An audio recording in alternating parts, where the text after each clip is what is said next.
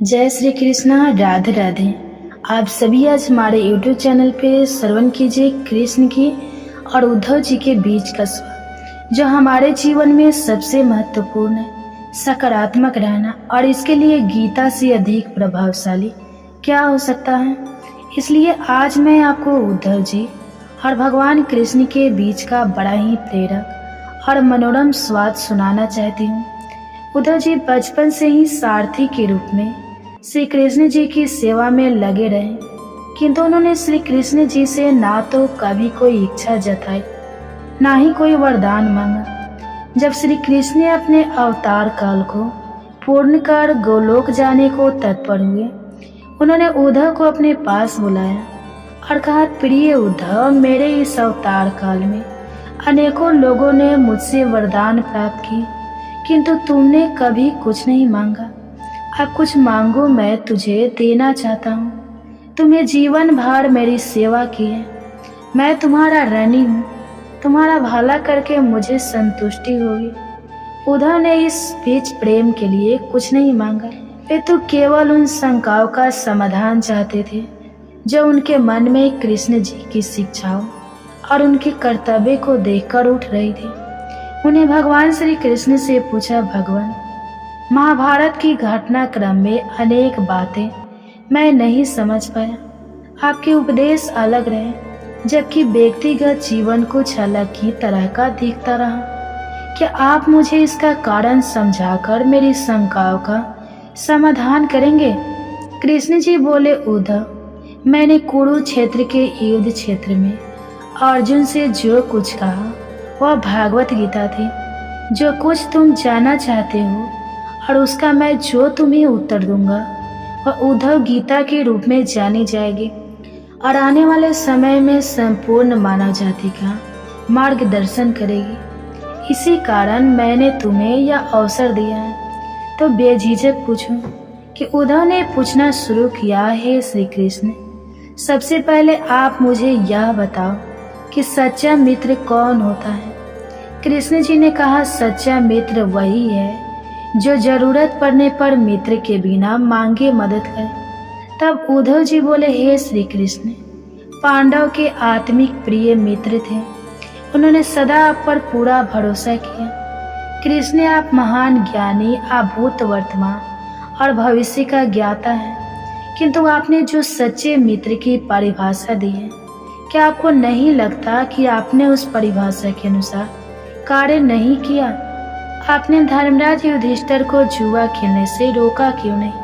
चलो ठीक है, आपने उन्हें नहीं रोका, लेकिन आपने भाग्य को भी धर्मराज के पक्ष में नहीं मोड़ा।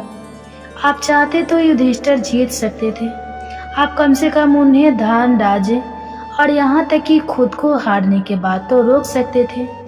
इसके बाद जब उन्होंने अपने भाइयों को 2 रिमाइंडर लगाना शुरू किया, तब तो आप सभा कक्ष में पहुंच सकते थे।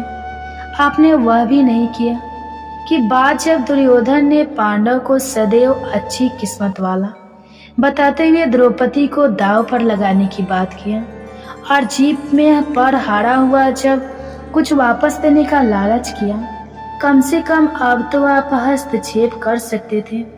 अपनी दिव्य शक्तियों के द्वारा आप पासी धर्मराज के अनुकूल कर सकते थे। इसके स्थान पर आपने तब हस्तक्षेप किया जब द्रौपदी लगभग अपना सीख हो रही थी। तब आपने उसके वस्त्र देकर द्रौपदी के चीर को बचाने का दावा किया। लेकिन आप यह दावा भी कैसे कर सकते हैं? उसे एक आदमी घसीटकर सभा में लाता है और इतने सारे लोगों के सामने निर्वस्त्र करने के लिए छोड़ देता है। एक महिला का सील क्या बचा? आपने क्या बचाया? अगर आपने संकट के समय में मदद नहीं की तो क्या फायदा? क्या यही मित्रता है? क्या यही धर्म है? इस प्रश्नों को पूछते पूछते उद्धव जी का गला रूंध गया और उनकी आंखों से आंसू बहे। अच्छी तो वास्तव में यह कीले उद्धव के प्रश्न नहीं है। महाभारत पढ़ते समय हर किसी के मन मस्तिष्क में यह सवाल उठते हैं कि भगवान श्री विष्णु कराते हुए बोले, प्रिय उद्धव, सृष्टि का नियम की विवेक ही जीता। उस समय दुर्योधन के पास विवेक, धर्मराज के पास यही कारण रहा कि धर्मराज पराजित हुए। उसको हैरान परेशान कृष्ण जी आगे कहे, दुर्योधन के पास जुआ खेलने के लिए पैसा और धन तो बहुत था, लेकिन उसे पैसों का खेल नहीं आता था।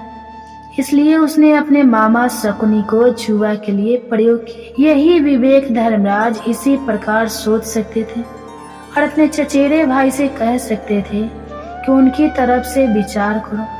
अगर शकुनी और कौन जीता, उसके अनुसार मेरे इस बात को उन्होंने मुझे खेल में शामिल नहीं किया, इस बात के लिए उन्हें माफी की जा सकता है। लेकिन उन्होंने विवेक शून्यता से एक और बड़ी गलती की, और वही है उन्होंने मुझसे प्रार्थना की, तब तक सभा कक्ष में ना आओ जब तक मुझे बुलाया ना जाए, क्योंकि वह खेल से छुपकर खेलना चाहते थे। वे नहीं चाहते थे कि मुझे मालूम पड़ेगी वह जुआ खेल रहे हैं। लेकिन इस प्रकार उन्होंने मुझे अपनी प्रार्थना से बांध दिया। मुझे सभा कक्ष में आने की अनुमति नहीं थी। इसके बाद कक्ष के बाहर इंतजार कर रहा था। अर्जुन, नकुल, सहदेव मुझे भूल गए। सपने और दुर्योधन को अपने भाई के आदेश पर प्रशासन किया। द्रौपदी के बाल पकड़कर घसीटता वह सभा में द्रौपदी अपने सामर्थ्य के अनुसार जूझती रही। तब उसने मुझे नहीं पुकारा। उसकी बुद्धि तब जागृत हुई। प्रशासन ने उसे निर्विष्ट करना यार हुआ था। तब उसने स्वयं पर निर्भरता छोड़कर हरि हरि अभय कृष्णा की गुहार लगाई। तब मुझे उसकी सील की रक्षा का अवसर मिला। जैसे ही मुझे पुकारा गया, मैं अविलंब पहुंच गया। अब इस स्थिति में मेरी गलती बता। उद्धव बोले, कान्हा, आपका स्पष्टीकरण प्रभावशाली अवश्य है, किंतु मुझे पूर्ण संतुष्टि नहीं हुई। क्या मैं एक और प्रश्न पूछ सकता हूँ? कृष्ण की अनुमति से उद्धव ने पूछा। इसका अर्थ यह हुआ कि आप तभी आओगे जब आपको बुलाया जाएगा। क्या संकट से घिरे अपने भक्तों की मदद करने आप स्वयं नहीं आओगे? कृष्ण जी मुस्कुराए। उद्धव, इस सृष्टि में हरेक का जीवन उसके स्वयं की कर्म फल के आधार पर संचालित होता है। ना तो मैं इसे चलाता हूँ और न ही इसमें कोई हस्तक्षेप करता। मैं केवल एक साक्षी हूँ।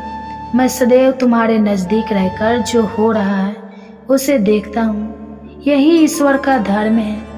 उठाना देते हुए उद्धव ने पूछा, वाह, बहुत अच्छा कृष्ण, तो इसका अर्थ यह हुआ कि आप हमारे नजदीक खड़े रहकर हमारे सभी दुष्कर्मों का निरीक्षण करते रहेंगे। हम पाप पर पाप करते रहेंगे और आप हमें साक्षी बनकर देखते रहेंगे। हम क्या चाहते हैं कि आप भूल करते रहें, पाप की गठरी बांधते रहे और उसका फल भोगते रहे। तब कृष्ण जी बोले, उद्धव, तू शब्दों के गहरे अर्थ को समझ। तू समझ कर अनुभव कर लोगे कि मैं तुम्हारे नजदीक साक्षी के रूप में हर पल हूँ। तो क्या तुम कुछ भी गलत या बुरा कर सकोगे? तुम निश्चित रूप से कुछ भी बुरा नहीं कर सकोगे। जब तुम ये भूल जाते हो और यह समझने लगते हो कि मुझसे छुप कर कुछ कर सकते हो, तभी तो मुसीबत में फंसते हो। धर्मराज का ज्ञान यही था कि उसने माना कि वह मेरी जानकारी के बिना जुआ खेल सकता है। अगर उसने यह समझ लिया होता कि मैं प्रत्येक के साथ हर समय साक्षी के रूप में उपस्थित हूँ, तो खेल का रोग कुछ और नहीं होता। भक्ति से अभिभूत उद्धव मंत्र मुग्ध हो गए और बोले, प्रभु, कितना गहरा दर्शन है, कितना महान सत्य है। पूजा पाठ से ईश्वर को अपनी मदद के लिए बुलाना तो महज हमारी भावना है, मगर जैसे ही हम यहाँ विश्वास करना शुरू करते हैं कि ईश्वर के बिना पत्ता भी नहीं हिलता, तब हमें साक्षी के रूप में उनकी उपस्थिति महसूस होने लगती है। गड़बड़ तब होती है जब हम इसे भूलकर दुनियादारी में डूब जाते हैं। हे प्रभु, संपूर्ण भागवत गीता में भी आपने अर्जुन को इसी जीवन दर्शन का ज्ञान दिया है। अर्जुन के लिए सारथी बने आप, वस्तुतः उसके मार्गदर्शक। मैं और स्वयं के सामर्थ्य से युद्ध नहीं कर पा रहा था, लेकिन जैसे ही उसे परम साक्षी के रूप में भगवान आपका एहसास हुआ, वह ईश्वर की चेतना में विलय हो गया। वह अद्भुत सामर्थ्य का अधिकारी बन गया। सचमुच हर जगह हर क्षण सब कुछ सिर्फ तुम ही तो हो। तत्व मसीन, हरे कृष्णा हरे कृष्णा।